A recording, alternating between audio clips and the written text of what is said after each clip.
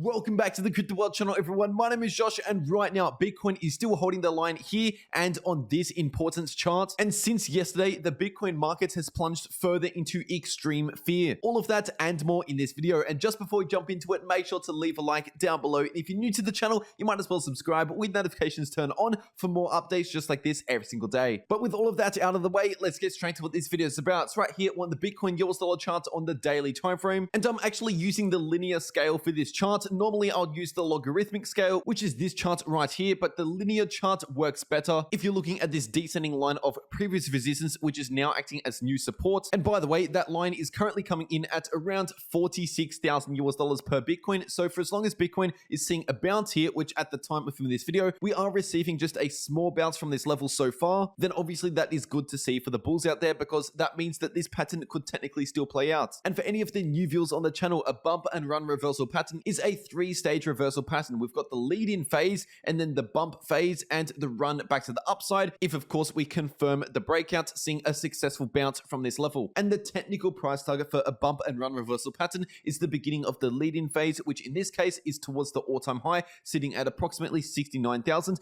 But keep in mind, even though that might be a technical price target, definitely don't expect that overnight, because as I mentioned earlier, we're on the daily time frame. Each one of these candles is an entire day. So even if Bitcoin sees a bounce here and we confirm this breakout to the upside, it's still going to take some time for the recovery. But realistically speaking, how long could the recovery take? Well, I'll be talking about that in just a moment. For now, let's talk about the Bitcoin Fear and Greed Index, which has now plunged further into extreme fear. For those of you that have already been subscribed for a while, you'll know exactly what this means for Bitcoin. But for any of the new viewers on the channel, this index basically just gives us a good idea on when the market might be bottoming out or when we might be topping out. For example, when this index is sitting in extreme greed, that means we are much closer to a market top, or at least a short-term top, compared to any sort of bottom. But then on the other hand, when we're sitting in extreme fear, that means Bitcoin is closer to a market bottom than we are to the top. And so obviously it doesn't tell us exactly what the price will be tomorrow, but it does tell us when is a good time to accumulate and when is a good time to take profits. And to prove that is the case, we've got this Bitcoin chart here, which is the daily time frame for Bitcoin. And these green zones show us all of the time periods where the Bitcoin Fear and Greed Index was sitting in extreme fear or very close to extreme fear. And so for the majority of the past 3 weeks, the Bitcoin Fear and Greed Index has either been sitting in extreme fear or very close to extreme fear. And the last time that we saw Bitcoin enter into extreme fear was at the end of September, which obviously turned out to be a great time to accumulate Bitcoin. The time before that was in the middle of 2021, which obviously turned out to be a great time to accumulate Bitcoin. Zooming out even further on the chart, the time before that was back in March 2020, which turned out to be a great time to accumulate Bitcoin. So it is really best to use this index as a long-term indicator, because you'll notice here, if we're zooming into one of these areas, we can still experience some bearish price action in the middle of these green zones, which is why one of the best strategies out there is just to dollar cost average into Bitcoin, which is exactly what I was doing back here and also back here. And that's exactly what I'm doing right now. And I will be holding that Bitcoin for at least the next few months, because after you remove your emotions from the decision and take away that fear, it doesn't really take a genius to spot the longer term trends for Bitcoin and to see the opportunity that we're in right now. And just before we talk about how long the recovery might take for Bitcoin,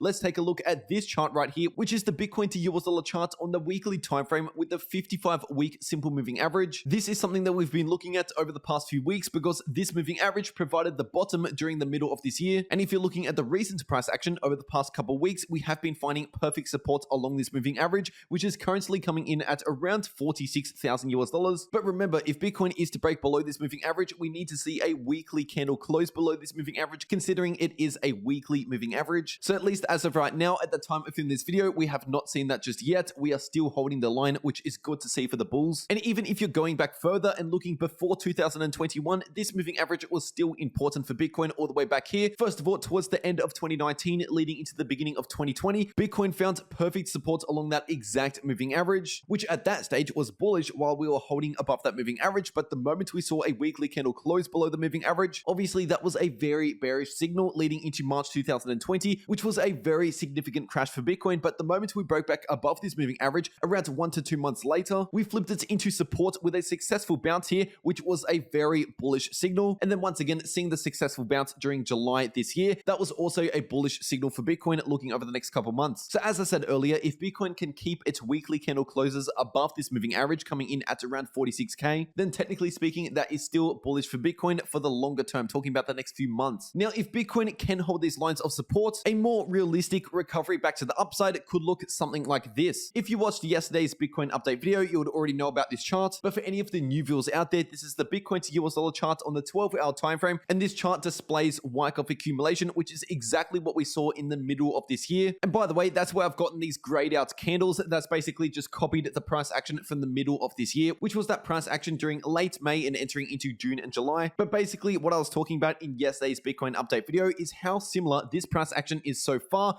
to this previous price action that we saw in the middle of this year. And I'll flick back and forward between these two charts just to show you how similar they really are. But one thing that I didn't mention in yesterday's Bitcoin update video was the price oscillators, looking in the RSI and the MACD and comparing it to the previous price action that we saw in the middle of this year once again. First of all, looking in the recent RSI for Bitcoin on the 12-hour chart, over the past couple of weeks, we were forming that bullish divergence here on the chart, seeing higher lows in the RSI, but lower lows in the price action. But then with the recent pullback in the Bitcoin price over the past few days, that has resulted in the Bitcoin RSI also having a pullback down to these same sort of lows that we were previously at before that quick bounce to the upside leading into phase B. And now comparing that RSI to what we saw in the middle of this year, I'm sure you can see how similar these two RSIs are, just flicking back and forward here. And then looking in the recent MACD on the 12-hour time frame, over the past couple of weeks while we were sitting in phase A leading into phase B, the MACD was trending to the upside up until the recent bearish cross that we've only seen over the past couple of days. And now comparing that to what we saw in the middle of this year, once again, you can see how similar these two are. So because of all of this data, all of this evidence that is on the charts at the moment, if Bitcoin can continue to hold these lines of support in the shorter term, then a recovery like this could be one of the more likely scenarios for Bitcoin. But it's important to mention that this is of course not guaranteed. So personally, I'm not using this as an exact prediction, more like a guideline to give us perhaps a rough idea on what a recovery might look like. And so something like this does suggest a recovery sometime in January or February, so basically Q1 2022, for as long as Bitcoin can remain above these lows just here.